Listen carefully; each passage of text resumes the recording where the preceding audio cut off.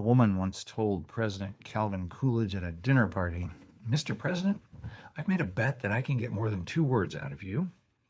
Coolidge looked at her and said, "You lose." Hi, I'm Papa G. After many years in the college history classroom, I still enjoy stories like that one. And today, we arrive at the 30th President of the United States, Calvin Coolidge. Coolidge became president in 1923 after the sudden death of Warren G. Harding.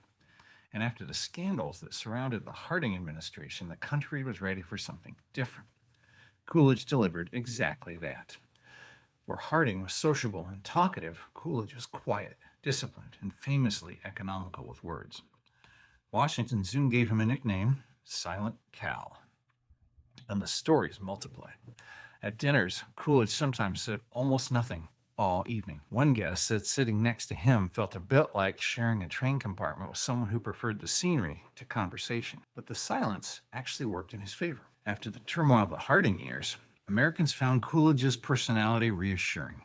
He seemed steady, careful, honest. And his presidency coincided with one of the most energetic economic periods in American history. The roaring 20s were in full swing. Factories expanded, radios and automobiles spread rapidly through American life. The stock market climbed, and many Americans felt the country was entering a new modern age. Coolidge generally believed the federal government should step back and allow business and innovation to flourish.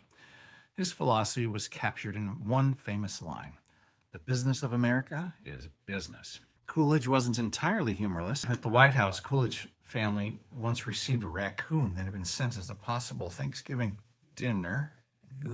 Instead, First Lady Grace Coolidge named the raccoon Rebecca, and the animal became a White House pet, possibly the only resident of the executive mansion more curious than the press corps. Coolidge eventually chose not to run again in 1928. By then, the economy seemed unstoppable, and many Americans believed prosperity might simply continue indefinitely.